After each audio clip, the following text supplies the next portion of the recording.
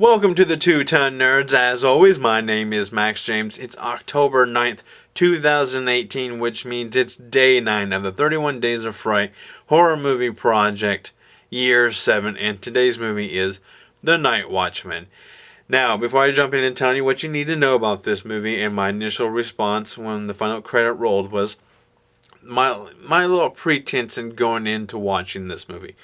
When I got home from work, I had no desire to watch a movie. As soon as I got done eating, I just wanted to go to bed and just call it a day. But I decided, you know what? I want to watch a movie. I want to keep with the Halloween spirit or this month's fun of watching horror movies. So, I'll watch it. And halfway through it, my initial response was I loved it because it woke me up. I could have easily went to bed and wouldn't have cared. I would have just made a double feature out of it tomorrow. But I was totally wrong. I'm glad I watched this movie because it woke me up. It has a lot of high energy. The humor is funny. It has good practical effects with some CGI towards the end, but it was used pretty well for this kind of low budget movie. And I do have to commend it for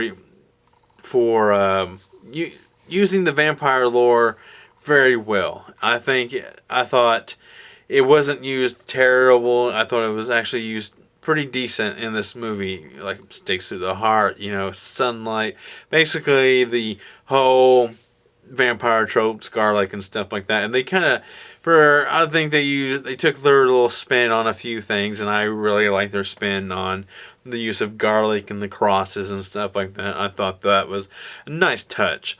So I'm going to jump into telling you what you need to know about this movie, and first up is the plot. The plot of the movie follows the crew of a night watchman who are working at this office building that houses a magazine, and they are just there to watch the monitors, basically to keep everyone safe, But on this particular night, they accidentally get shipped a coffin, which is housing a dead clown inside, and this dead clown ends up getting up and causing trouble and ended up turning the rest of the office building into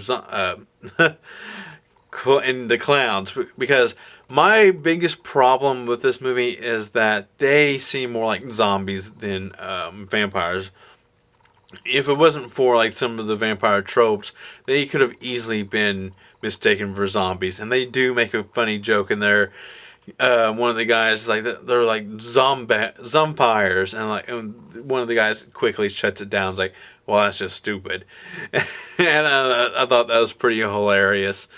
So, and it just follows this crew of night watchmen and one of the people who actually work in the building. She's really funny in this movie. I don't know any of the names of the actors, but I think the only one that is worth of note, or anyone would probably notice him from anything, is James Remar.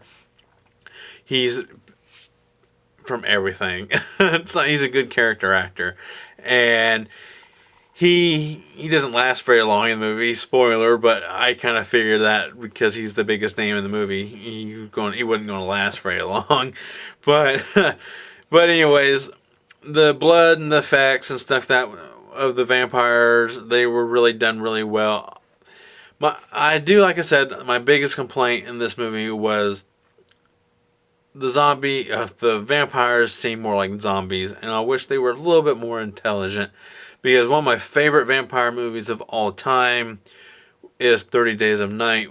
Even though they do not talk, when they do talk, it's very limited. But they're still very intelligent, and they still seem very animalistic. But these are just straight up, just blood-drunk, bloodlust for anything that moves and that's alive. And so that was my biggest complaint. But that was not too bad, because after a while you kind of forget about that, and you do see them as vampires. But yeah, they do. To me, they seem a little bit more like zombies. If if it wasn't for some of the vampire tropes. But like I said, just minor flaw, really, honestly. So the CGI was done sparingly. The blood effects was great, all practical. It was really cool because it takes to the heart and stuff like that, and that was really great. The scare factor, there is no scare factor. It's played more for laughs, but there are some good.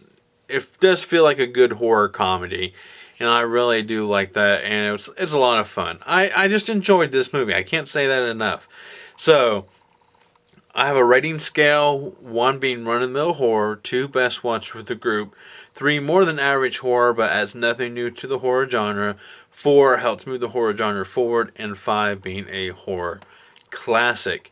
And The Night Watchman is a 2. It is definitely best watch with your group. It's a lot of fun. This movie has just a little bit of everything. It has nudity, gratuitous nudity. It has a lot of good jokes. It's bloody. It's funny. The cast, they all are believable in their acting. So it's just fun. I can't get enough of this movie, and I'm glad I actually took the chance and watched this movie, even though I was deadbeat tired. I did not regret watching this. I really loved it. That's all I gotta say. I do recommend this. As always, my name is Max James, coming from the basement, and I'm going to go geek out.